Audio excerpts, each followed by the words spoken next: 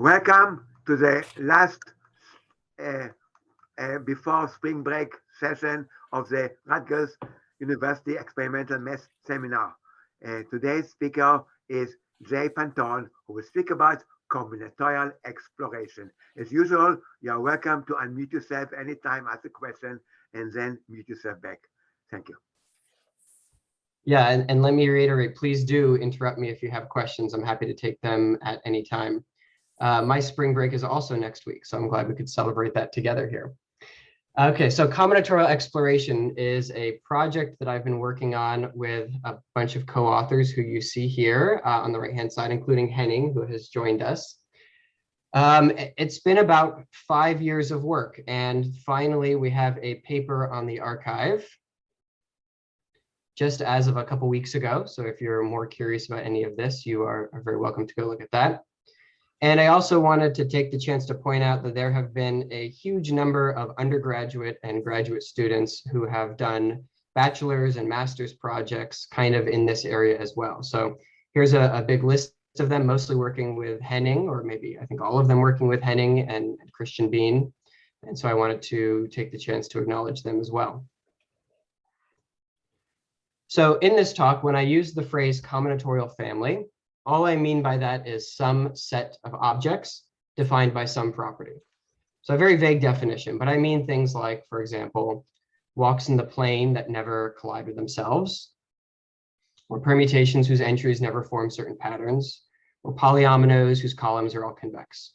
So just the thing we're all familiar with, sets of objects with some collective property. And as an enumerative combinatorialist, I ask questions along the lines of how many are there of each size? Of course, we know there are tons of different kinds of answers you can get to that question. You can ask, how does the counting sequence grow as n goes to infinity? You can ask about random sampling. Is there a quick way that I can sample an object uniformly at random of a certain size? And lastly, let me give a more structurally minded question. How can we build the objects of size n out of the objects of a smaller size? So that's more about how the objects relate to each other. And so when we're exploring questions like this, I like to think about the workflow of enumerative combinatorics. This is how I think about it in my head. And the first step for me is always to try to find some kind of structural description of the combinatorial family. Another vague phrase here, but all I mean is that if you want to start learning about a set of objects, you have to have some initial idea. You have to have some way of talking about objects in terms of other objects to kind of get you started. Once you have some kind of structural information, then usually you try to do something like convert it into a generating function. And there's a nice toolkit for doing this called symbolic combinatorics. I'm not saying that it always works or that it's easy or anything, but there's at least a bunch of tools that can help you do this. And then once you have a generating function, well, we apply the tools of analytic combinatorics to try to learn about other things like, for example, asymptotic growth. So once again, there's a toolkit that can take you from a generating function to many other things that you might want to learn about. But for me personally, I always find this first step to be the hard part. Now, big caveat, different parts for different problems for different people are all the hard part. But for me personally, that's where I struggle the most, is you have to have some kind of idea out of nowhere to be able to describe the structure of some set of objects. Okay, so let me give a very trivial example of what I mean by this workflow of enumerative combinatorics. I'm going to define a very simple set of objects, up-down walks. These will be walks in the plane that start at the origin over here, and they take steps northeast and southeast. So they go up and they go down. There's no restrictions about staying above the axis, no restrictions about ending at the axis, just walks that go up and down. The size of one of these walks will be the number of steps it takes. So here's an up-down walk of size 20. Now, of course, we all know how many of these there are of size n, but let's pretend for a moment that we didn't and try to go through some of these steps of the workflow. Before we answer how many there are, we need some way of understanding the structure of the class. So here is, in English, in words, one way that you might describe the structure of this set of objects. You could say the set of up-down walks of size n can be built by appending either an up step or a down step to every up-down walk of size 1 less. Okay, so pretty simple. You take any walk of size 1 shorter, you're allowed to go up, you're allowed to go down because we have no restrictions. And so we get all walks of size n. We also have a base case that we should probably mention where there's a single walk of size 0. And those two pieces of information together are enough to understand this whole set of objects. But what I want to do is write this structural information in a tree-like format that's going to be, well, not completely formal yet, but at least a little bit more formal than this English description. So let me define W to be the set of these up-down walks. And let me show you a picture that doesn't mean anything to you yet, but that I'm going to try to explain. So here I have a tree. I've got a bunch of vertices. Each vertex is labeled by a set. So this root of this tree here is labeled by this set W, the set of all up-down walks. And some of these vertices down here are also labeled by W. Then I have this vertex, this W sub up arrow. This means all of the walks in W that end in an up step. This means over here, the subset of walks in W that end in a down step. Okay, over here, this represents the single walk of length 0, the single walk of length 1 that goes up, and the single walk of length 1 that goes down. So again, the tree doesn't mean anything yet, but for now, the vertices are all labeled by sets. Now here is where I try to explain the meaning of the tree. Every time we have a parent vertex with some children, that represents some kind of structural information about representing the parent in terms of the children. So this first one, for example, this relationship between this parent vertex and these 3 children. This is a disjoint union type of rule. It tells us every walk is either the empty walk, or it ends in an up step, or it ends in a down step. So this relationship is telling us the parent is the disjoint union of these 3 children. It's a piece of structural information from the parent to the children. Now that's not true with this relationship here. It's not true that walks that end in an up step are the union of all walks and an up step. It's actually a different kind of relationship. It's more of a concatenation kind of thing. This rule here represents the fact that the walks that end in an up step, this set here, you can think of as the concatenation of any walk plus an up arrow. And similarly, every walk that ends in a down step, you could think of as the concatenation of any walk plus a down step. So in some sense, we have decomposed this root set into these 3 children as a disjoint union kind of relationship. We've decomposed this vertex into 2 children as a concatenation kind of relationship, and the same for over here. So this is a tree-like structure that is kind of informally representing that structural description that we had in words on the last slide. Now, what I want to show you is from this structural description, we can learn the kinds of things we want to in enumerative combinatorics. So here's the same picture on the right-hand side where I've labeled the vertices according to their sets. From this tree, we can derive a system of equations for the generating functions. Let me just interrupt for historical accuracy. This is Please. really the so-called Berger approach of a grammatical approach of thinking of it linguistically as a grammar. It is, and in a slide or two, I'm going to tell you that these are really combinatorial specifications, and go from there. These are really just pictorial versions of that. So yes, thank you. This vertex, this root, we said A is the disjoint union of B, C, and D. So in terms of their generating functions, that corresponds to the sum of the generating functions. B consists of the single walk of size 0, so its generating function is 1. C is a concatenation, so that corresponds to the product of generating functions, and the same is true for D. And lastly, these sets E and F, these are each just a single walk of size 1, so they have a generating function of just X. So directly from this structural information, we get a system of equations for the generating functions that, of course, we can solve and get the generating function and the counting sequence that we all knew was the answer to this, that there are 2 to the n walks of size n. I could have done the same thing instead of generating functions. I could have gotten a bunch of formulas for counting sequences directly, but I didn't do that because I wanted to save some time. Now, these trees that I'm drawing, they're really just pictorial ways to think about something called a combinatorial specification that have been around for a long time. Here is the combinatorial specification that this tree represents, and I'll explain what I mean by this. Every time we have a parent associated to some children, that corresponds to a combinatorial rule. A rule is a parent on the left pointing to some children on the right.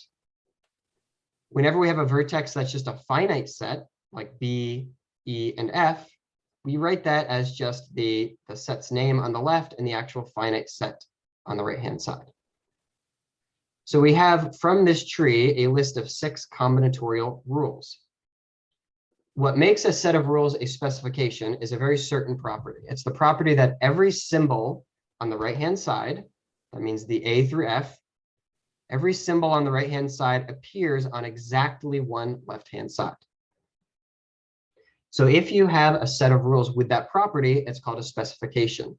In general, having a combinatorial specification means that you have a full description of the class, you have enough structural understanding to learn things like counting sequences and all that stuff. It is possible for a specification to be trivial and not really give you any information. But if it's not trivial, it means in some sense you've won the game, you have all the information that you want. So this example was very trivial and very easy, but I want to show you that it gets a little bit tricky even if you make the problem just slightly more difficult. So suppose that I wanted to understand the set, which I'll call F, of walks that don't go up 3 times in a row. So that's the only restriction. You don't go up 3 times in a row. And what I've drawn here is the exact same tree, but with all of the W's turned into F's. And now this tree is not true anymore. The first part is still true. All walks in my set F are the disjoint union of the walk of size 0, the walks in F that end in an upstep, and the walks in F that end in a downstep. That disjoint union is still definitely true. But now this rule is false. It's no longer true that the set of my walks in F that happen to end in an upstep, I can't form that set by taking all walks and appending an upstep, because I'll make some things that aren't allowed. For example, F has plenty of walks that end by going up 2 times in a row, and then I can't append a 3rd upstep because that will break my set. So this rule is broken. This other one, as it turns out, is okay, but obviously we don't have a full description. So I guarantee that anybody here in this talk could spend 3 or 4 minutes trying to fix the tree by adding another rule or 2, and you would be able to do it. But if you're like me, you might make a mistake or 2 first before you get it exactly right. And so this is what I'm trying to illustrate as the first step in the workflow being kind of tricky. When you want to find some structure like this, you need usually some kind of experience, you have some trial and error, you have to call upon your intuition, and probably bang your head against the wall a couple times before you get things correct. So jumping back here, this first step of finding the structural description, the part that I find is the hard part, that's the focus of combinatorial exploration.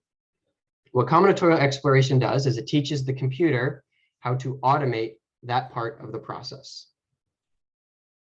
Now, this is where I really want to emphasize that these methods, combinatorial exploration, is experimental in the sense that when you hit go on this algorithm, when you type in your command and you hit enter, you don't know ahead of time if it's going to finish or not. It might finish and give you an answer, or it might run forever until you run out of patience or memory. But it's fully rigorous in the sense that if you get an answer, it is rigorously proved and verified. So it's not experimental in that sense. And that's what I like about it, is when you get an answer, it's a proof. Okay, so suppose that you have some sets that you want to learn about, and you want to use combinatorial exploration. Before I tell you what the process actually is, I'll tell you what you would need to have to get started. The first thing that you need to know ahead of time is some domain of objects that you want to try to enumerate. So up-down walks, for example, or permutations or polyominoes or whatever. You have to decide which set of objects you're going to be worried about for the moment. And then you need some way to represent subsets of those objects in a finite way. So for example, if we're working with up-down walks, maybe avoiding some kind of patterns or not, you're not going to be able to store in the computer all subsets of walks. Those are mostly infinite sets, and you're not going to be able to store them. So you have to decide which sets you do want to store. The example that we had is we had a subset like W up arrow. Those are all the ones with a suffix, which is up. So you might decide, I want to store all of the subsets where I give it a fixed suffix, or maybe a fixed prefix, or maybe both. And those are the subsets that you're going to allow the computer to work with. The last thing you need, and probably the most important one, is some small set of decomposition strategies that you hope will break your sets into simpler sets. So in the last example, that was things like a disjoint union strategy that broke one vertex into 3 children, or concatenation strategies that split some of our vertices into 2 children. And so you have to decide on some decomposition strategies. Now, the one thing I really want to emphasize here is that you are deciding these strategies with some entire domain in mind. You're not thinking specifically about, I want to enumerate one set. You're thinking about, if I wanted to enumerate a bunch of sets that involve up-down walks, what kinds of strategies would tend to be useful there? Once you develop those, though, then you apply them to all of those subsets of the domain that you want to learn about. So just to give a quick example of what I mean, we'll talk in a little bit about the field of permutation patterns, which was our inspiration for doing this. We developed strategies that work in general when you're trying to enumerate what we call permutation classes. So we didn't necessarily focus on one particular class, we just developed general strategies. Then you take those and you apply them to all of the different permutation classes you want to enumerate and hope that they combine in a nice way to give you an answer. Okay, so now it's time to actually tell you what combinatorial exploration is and how it works. Suppose that we have some set A that we want to enumerate, up-down walks, avoiding some pattern, or some kind of permutation class, whatever. It's some set that we want to enumerate. And we've already decided ahead of time on some decomposition strategies that we know will work in this domain. We hope that it will take some sets and split them up into simpler sets. So let's imagine for the moment that we have 5 decomposition strategies that we've thought of and that we've implemented into our algorithm. We take those 5 and we try to apply them to this root set. And we hope that it might split them into some simpler sets. So let's say that the first decomposition strategy applies, and it says, aha, I can tell you that I can break the set A into some children B and C. And what this means is that if I understand B and C fully, I can use that information to understand A fully. Now we try to apply our second decomposition strategy, and maybe it says, oh, I don't work here. I don't apply to the set A. I can't tell you any information. Then we try the third one, and maybe it tells us, well, I know how to break up A into some other sets. Maybe the fourth one also breaks up some information. And let's say the fifth one just doesn't apply at all. So at this point, what we've done is we've thought about, or we've discovered 3 different ways to split A into some children. Now, it's possible that you actually split it into 3 or 4 or 5 here, or that some of these sets are actually the same set. I'm just kind of showing you a generic version of the picture. Okay, so we have these 6 new sets that we've discovered, B through G. What we do now is we take our 5 decomposition strategies again, we apply them to each of these 6. So we apply all 5 of them to B.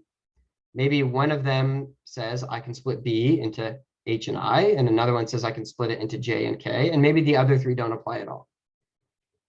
Maybe none of the 5 apply to C. And let's say, just for example, 2 of them, or one of them applies to D, 2 of them apply to E, none of them to F, and 1 to G. So we've taken our 5 strategies and applied them to all 6 sets. You can probably guess what we do next. We take our 5 strategies, we apply them to all of these new things that we've discovered. It feels like we're going to get such a combinatorial explosion that surely we can't do anything useful. But it turns out that you can do a lot of things in practice to mitigate the combinatorial explosion, and you can actually have a lot of success. So what we've done is we're kind of exploring this universe of sets by breaking parents into children. This complicated picture I'm showing you is really just a pictorial version of a big list of combinatorial rules. So when one of our strategies discovers that the set A could be broken down into B and C, that's like saying, I know the combinatorial rule A going to BC makes sense. And so does A to DE, and A to FG, B to HI, and so on. So as you're running combinatorial exploration, you're discovering. Jay, I'm a little bit Yes. confused. So as is mutually exclusive? Not Once you know how to decompose A into B and C, why do you need D and E? I don't understand. Okay, if you give me 1 second, I think I can answer your question. Okay. So what you want to find is a combinatorial specification. And a giant list of rules is not necessarily a specification. If you have sometimes we'll have 100 million rules when we do this in practice. And if it's not a specification, you haven't won the game yet. You need a full combinatorial specification to be able to be sure that whatever system of equations you might write down for the generating function, for example, actually has a unique solution. So the reason that you have to...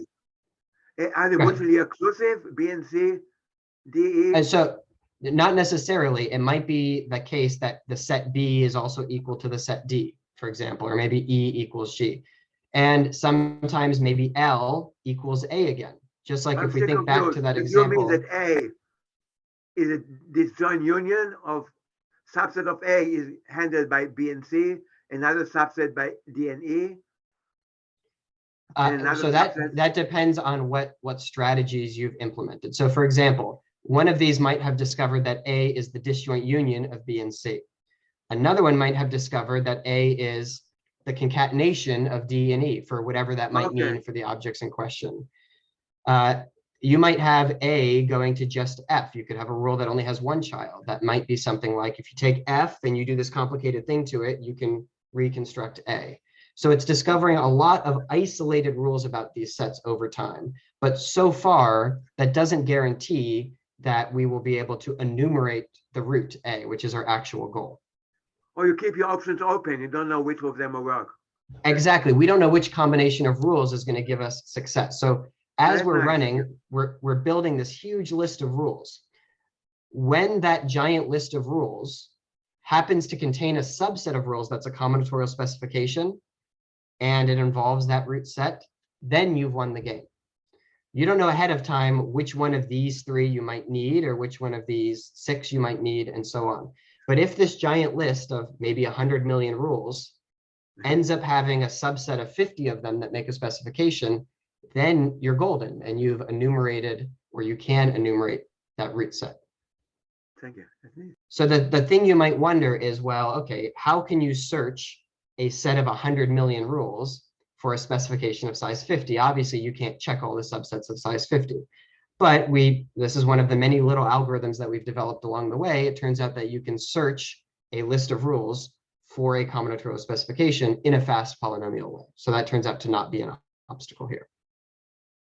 So this is the main idea of combinatorial exploration. We're building perpetually a giant list of structural rules that rigorously each rule must be true, because we're deriving it using something simple like a disjoint union. And if that giant list of rules happens to have a subset that's a combinatorial specification, then we've completed that first step in the workflow. We have found a structural description. So a couple caveats. Like I just said, this is the main idea. There's a lot of complicated stuff going on under the hood, a lot of little algorithms that we've had to develop to make sure that we can mitigate combinatorial explosion problems. We can recognize if 2 sets that look different at first might actually be the same set, and so on.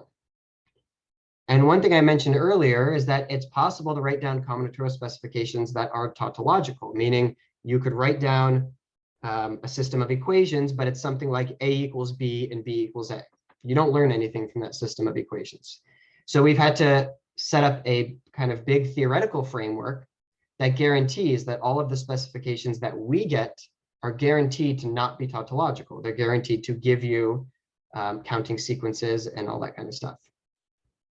So this is fully implemented in Python, and it's available on GitHub. We'll have the link in a second.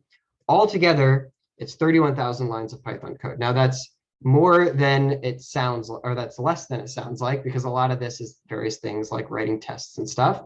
But it was a big project that involved a lot of grad students and a lot of coding over many years. So suppose that you have some objects that you want to enumerate. the way that we wrote combinatorial exploration was with a focus on being domain agnostic. So the main routines that do all of this stuff that I described on the last slide, they don't assume that you're working with permutations or polyominoes or anything like that. They just assume you have some combinatorial set, and it doesn't make any other assumptions. So what you can do is write your own Python code to describe the objects that you want to do. So if you want to run this, you decide on how you want to represent your sets of objects in the computer, and you write some Python code to represent, for example, sets of walks with certain properties. You decide on which decomposition strategies you think will be good at splitting sets into simpler sets, and you code Python functions to do those. This is where it really helps to have some experience in the domain, because if you've read a lot of papers on permutation patterns, you probably have some generic feeling for what strategies tend to be useful when breaking down sets into smaller sets. So you implement these things, you feed them into our framework, and you hit go, and it will do all of this work for you. So I said on the last slide, it was something like 31,000 lines of code. The breakdown for that is the actual framework to run all of this is only about 7,000 lines of code. And if you look on the GitHub repository, there's a README page that gives you an example for implementing combinatorial exploration in the domain of binary words avoiding patterns. So that's a pretty trivial example. You can just make a little finite state machine and enumerate these. But we thought it was a good example for how you might implement your own domain using the framework. And so that's only about 200 lines of code for a simple representation of these sets and some simple decomposition strategies. The domain that we were very interested in, because this is most of our research areas and it kind of inspired the project, is permutation patterns. So now we spent a lot of time implementing our own framework with this domain. And so we spent a lot of time thinking about things like efficient representations of sets of permutations and things like that. And so it's about 24,000 lines of code to apply this framework to permutation patterns. So we have coded a couple of different domains. One of those domains is, like I said, permutation patterns. Another one is pattern avoiding set partitions. This was a project that, I forget if it was a master's student or I think it was some bachelor students, as well as pattern avoiding Motzkin paths. So Motzkin paths is another example of a domain that's fully solved. You can write down a context-free grammar to enumerate pattern avoiding Motzkin paths. But some undergraduates were able to come up with a representation and a couple strategies that can also do them all automatically. And I'll show you at the end of this talk, we've thought about some domains on paper. So we haven't implemented it, but it seems like we can do some examples of polyominoes with certain properties, inversion sequences, and alternating sign matrices. Now, I'm not claiming that we can enumerate all polyominoes. That's a big open problem. We can't. But we can do some example. Well, I'll show you when we get there, but we can do some examples with these domains. So let me talk a little bit about permutation patterns. I don't have time to define the whole field, but I'll try to give you just a little bit of a sense of the kinds of things people study.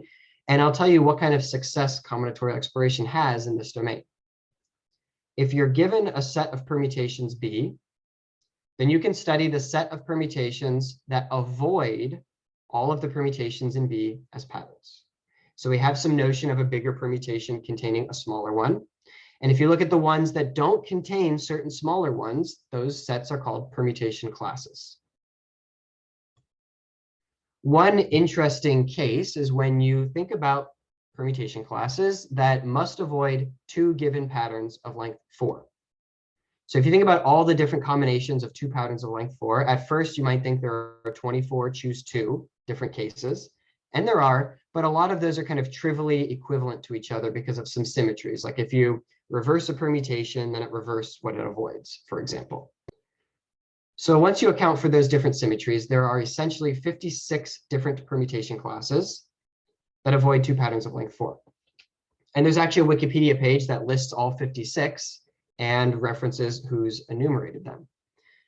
They are all known now, all 56, as of a couple of years ago, but it took several decades and dozens of papers and very different techniques. So these classes were kind of a proving ground for various techniques. Somebody might come up with a new way to enumerate permutation classes and say, oh, and look, it enumerates 2 new of these 56 ones. So that was kind of a role that they served for many years. And also the difficulty of these 56 ranges from, one of them is finite. A lot of them have rational generating functions. And it seems like 3 of them actually have non-definite, even non-differential algebraic generating functions. So they range from very easy to very difficult. So over time, yeah. And what do you mean by solving them? A polynomial time algorithm? Because well, that depends on the class. So for the 3 that are conjectured to be non-differential algebraic, this was some work I did with a couple other people on C machines. So for there, we just have a polynomial time algorithm.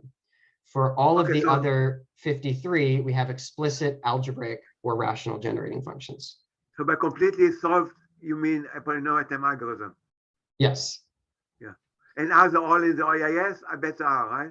All the 56? I bet they are. I think many of them were in the OAS before they were even solved with just the first 10 or so terms. I would guess they are all there, yeah. And some of them are equal to each other. So how many different sequences are they? I think 38 or something like that. I'm just pulling it from, I think you end up getting 38 different enumeration sequences. Ah, thank you. Yeah. So over time, as we were working on this project, we wanted combinatorial exploration to be able to reproduce as many of these as possible. And early on, we got a couple and then a couple more. By the end, though, combinatorial exploration can now do all 56 of these 56 classes. And by do, like to answer your question, I mean derive a rigorously proved combinatorial specification. In all of the cases where we know the final answer is algebraic, we can compute that algebraic generating function. And in the 3 remaining cases that are not algebraic and probably not definite, we have a polynomial time counting algorithm. So the thing I want to make really clear here is that the way we managed to enumerate all 56 of these, it was not by reading the 56 different papers or however many papers it was and copying whatever methods they used and implementing them in code. There are some really ad hoc methods to do some of those 56. And so I think that would be kind of cheating and not very interesting. We were able to do these 56 by coming up with a fairly small set of strategies. I don't know exactly how many we used overall, but probably something in the order of like 8 or 9. And taking those decomposition strategies together in lots of different combinations was enough to do all 56 of these. So in my opinion, it kind of puts all of these enumerations under one umbrella of a small set of techniques that was able to enumerate all of these classes. So if you know anything about permutation patterns, your question now is what can it do on the hardest class of all, which is avoiding 1 through 2, 4? Well, there are essentially 7 different ways to avoid a pattern of length 1 when you account for symmetries and stuff. And we can't do 1, 3, 2, 4 yet. We can do the other 6 though. And I think that is still pretty impressive. So some of those 6 have, we know they're counting sequences, but they've never been directly enumerated. For example, one of them was enumerated by finding that it was in bijection with some kind of tree with a certain property. That was done by Miklos Shpona. And then he enumerated the trees. Or maybe the trees were already enumerated. I can't quite remember. But we can provide the first ever direct enumeration of that particular class. While we can't do 1, 3, 2, 4 yet, we do have a couple new things in the pipeline. So I'm not going to say that I'm confident we can do it. But the way I like to think about this is if there even exists a polynomial time algorithm to count it, I think we will find it. I hope that you don't, because otherwise I'm going to lose my bet. I know, I'm sorry. I think Einar would make some money if we can do it. But I'll tell you what, if we can do it, I'll pay for your loss of the bet. That's how excited I would be. Thank you. Okay, so like I said, we can do 56 out of 56 avoiding 2 patterns. And as you avoid more patterns, really it becomes an easier problem. So we can do all of them avoiding 3 patterns. And in fact, we can do any number of patterns that you avoid of length length 4 up to all 24 of them. So all the different ways you could avoid any combination of length 4, except for avoiding this one, we can do automatically and rigorously. Now, we're not just reproving old results. We can reprove dozens of known results, but also dozens of new results. So plenty of either conjectures in the literature or classes that were relevant for some reason, but left unenumerated. We can find either generating functions or polynomial time algorithms for many of them. Also, what we can do is correct some wrong results in the literature.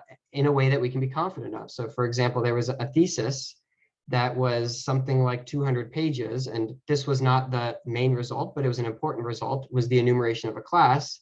And somewhere along the way, there was one tiny little mistake, and so the final result was wrong. So this is one way that we can correct that and be quite sure of the result.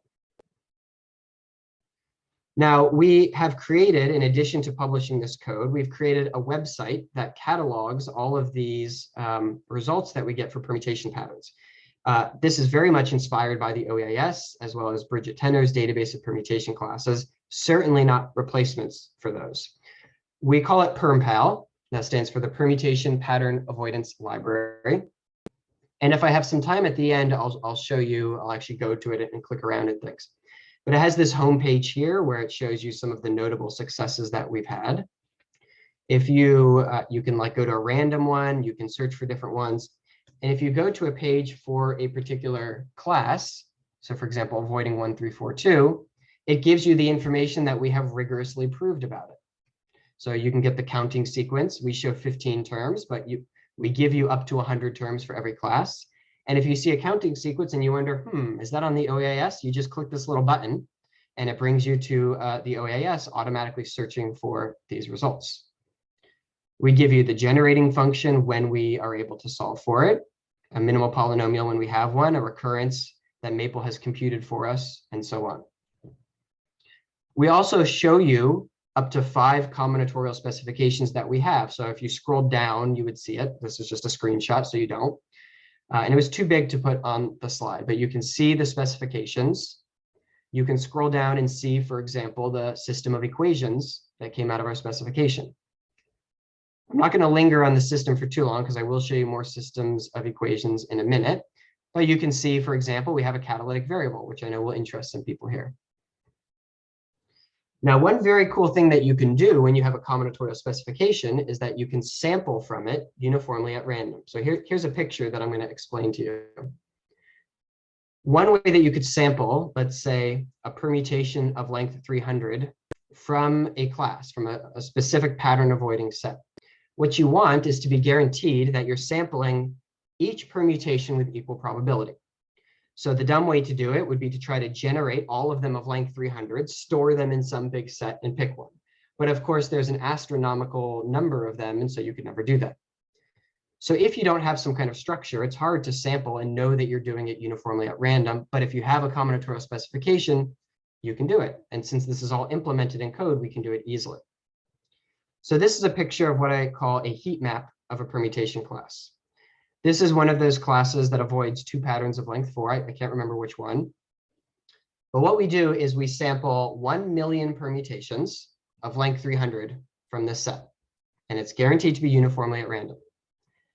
If you have one single permutation, you could imagine it as being shown by a bunch of dots in the plane. If, say, the first entry of the permutation is a 10, you put a dot at height 10. Say the next one is 100, you put a dot at height 100. The next one is a 1, you have a dot at height 1, and so on. So the way that we make these heat maps is we take 1 million permutations, we take all of their plots, and we kind of stack them on top of each other and make them mostly translucent. So when you see these regions that are very dark, like kind of right here, right below the diagonal, or especially here in the corners, that means that most of the permutations had entries in kind of that region of the picture. When you see a light one, like kind of right in the diagonal or these sides, that means very few permutations had entries there. So we can see some kind of general shape for this class. It has some entries below the diagonal, but not very spread out, and some entries above the diagonal that are more spread out. And so for, I think, probably the first time this has ever been done, we can sample all 56 of those 2x4s, for example, and get pictures for all of them. Now, I lied a little bit. This is only 55 pictures. One of those classes is finite, and the longest permutation it has is length, I don't know, 12 or something like that. So we can't sample permutations of length 300. But these are pictures for the other 55 classes. A lot of them are kind of boring. They're just diagonal lines with some kind of shading, but there are some real surprises here. I like this one that to me kind of looks like a football with the laces in the middle. We've got this one here. We've got these here. There's a class that looks like a diamond. That's kind of very crisp. And so for the first time, we can look at all these pictures and really have a sense of the differences between some permutation classes. These figures are also in the paper. So if you want to stare at them for longer like me, you can always go to the archive and find that page. The last thing I want to say about permutation patterns is just to highlight a couple of the difficulties that we run into computationally. If you look at permutations avoiding 1, 3, 2, we get a really simple system of equations that we can solve for the Catalan numbers. No big surprise there. But one of those 2x4s, the best we can do is a system of 550 algebraic equations, so sums and products. And no matter what I try in Maple, whether I try to solve directly or do elimination or do Grobner bases, I can't solve this system in Maple. And Maple's pretty good at these things. So I would be shocked if anything could solve it directly. If there is, I'd really want to know about it. So what we had to resort to, I know that Daron's going to love this, is a guess and check approach. From the specification, we can get counting algorithms, not just for the root, but actually for every set involved. So what we had to do in this case was generate 1,000 terms in the counting sequence for all 550 of these sets, and then guess algebraic generating functions for all 550 of them. And we really did need that many terms to do it. And then you can rigorously check that your guessed generating functions satisfy this system, and therefore they must be the correct answer. There's a lot of little theoretical details to know that it's correct, but in this case, it all works out. Here's a picture of a very easy tree for avoiding 1, 3, 2. Each one of these little squares, I'm not going to explain them, but these pictures represent sets of permutations. It's some representation for infinite sets of permutations. So this one has one disjoint union kind of rule, and it has one kind of Cartesian product style rule. Here's another example of a picture. These things tend to be very tall and skinny, so I just cut the picture in half and put it side by side. This is the top half of we call these things proof trees, by the way. This is the top half of the picture. This is the bottom half. But a lot of these are much bigger, and I can't really show them to you in a slide. They have size 50 or size 100 or even 1,000. But you can go to permpal.com and see some pictures there. Like we saw in a previous example, we have a lot of examples where a system of equations has a catalytic variable. So in order to do this, we had to track some kind of statistic on the permutations, and we get something like a y. And so there are equations where, like f of 2 is f of 3xy, but we substitute y equals 1. Or equations like this that will make anybody who's done this before think about the kernel method. And so with a system this small, I can solve this system with kernel method tricks and get an answer. But sometimes we have 200 equations, and the methods that I came up with using Grobner basis type stuff are just too slow with 200 equations. So every time I give this talk, I hope that somebody will know something about guessing and checking in a universe with one catalytic variable. And maybe this is the place where somebody will know something about that. But that's something we'd be really interested in. And lastly, we get plenty of things with 2 or more catalytic variables. If you have one catalytic variable, you're basically guaranteed your answer will be algebraic, but that goes out the window if you have 2 or more. So sometimes we get these weird equations where we're substituting 1 for y and y for z, or we're substituting y times z in place of y, or we have these funny substitutions. I don't know how to solve any of these. I don't think there's any hope. There are classes that are definite, or probably not definite, that get systems like this. So maybe there's a way to solve some of them. Maybe there's a way to do a guess and check and get a definite answer. Certainly, I would be very happy to hear about that. But I think sometimes you're just going to have messy systems and not be able to do anything about them. But at any rate, it's a polynomial time algorithm. Yes, it's a polynomial time algorithm. And in fact, we don't even use the equations. We just go straight from the specification to a polynomial time algorithm, which is even faster because we're not worried about all of this formalism of variables. Yeah, so we always have a polynomial time algorithm. The last pictures I'll show you, the last thing in the talk, is just some of the other domains that we've thought about. We've done these mostly by hand. This, again, I'm not going to be able to tell you what the pictures mean, but these funny square things, these represent sets of set partitions. So we can enumerate, these are set partitions in which every part has size 1 or 2. This is kind of like a not too hard exercise in combinatorics. We get a system of equations that actually has a derivative, which we can solve to get a differential equation for the ordinary generating function. So by hand, at least, this seems to work pretty nicely with set partitions. Polyominoes Again, definitely not going to tell you what this picture means, but we can enumerate. This corresponds to Farrer's diagrams. So these are polyominoes that look like kind of a staircase aligned in one corner. We get a system of equations. This, in my opinion, is the interesting equation. T6 of xy equals T3 of x times y. And from this system, we can actually work out the generating function by hand. These are in bijection with integer partitions. So of course, that's the generating function that we get. And lastly, alternating sign matrices. So we were inspired by a paper by, I think, Linusson and a student, where they looked at alternating sign matrices that don't have a 1, 1, 1 anywhere in the matrix that look like this, like a lowest one, a highest one, followed by a middle one. And so we were able to kind of by hand work out some strategies that would find the generating function they found for those alternating sign matrices. Just to give you a little teaser, one thing that you might notice about this is it's not a specification. We've got two sets of rules, 1 and 2, with the same root. So what will be in a follow-up work is that sometimes you can actually do even better and get something that's not a specification, but a little bit looser, yet still determine all of the counting information that you want. We call these combinatorial forests because these are two trees. So two trees make a forest. And so we're going to explore that in future work as well. Sometimes you can do even better than a specification. So that's all I'm going to say for now. Please visit permpal.com if you want to see some pretty pictures, and I'm happy to answer any questions. Well, thanks so much.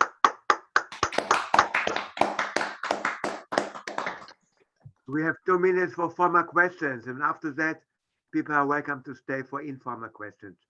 Other questions for Jay?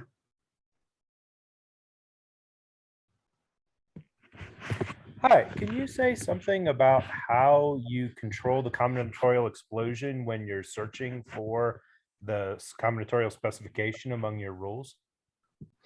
Yeah, so this is a mix of things. One of them is designing strategies that don't go too crazy. And okay, well, what does that mean? That kind of just takes some practice. If you have strategies that are making very complicated, intricate sets, then you might end up in trouble. But another thing that we do is we're always looking for ways to identify when two different sets that we've made might secretly be the same set. So we're really using these representations, but sometimes you could have two different representations for the same set. So we have strategies whose only job is to take sets and try to simplify them in place, or try to identify when two sets have the same representation. So if you know that two sets have the same representation, you don't need to expand them separately anymore. We kind of link them together in what we call an equivalence node, and we only expand one of them. And so that's enough to save us a lot of the time. In practice, depending on the strategies we use, we'll go down to depth, maybe 7, 8, 9, sometimes 10 in this tree. So that's how far we can get before we're talking about hundreds of millions of rules and needing multiple days. Cool, thank you. Well, this ends the formal part of the talk. Robert, please stop recording, but people are welcome to stay for informal questions. For example,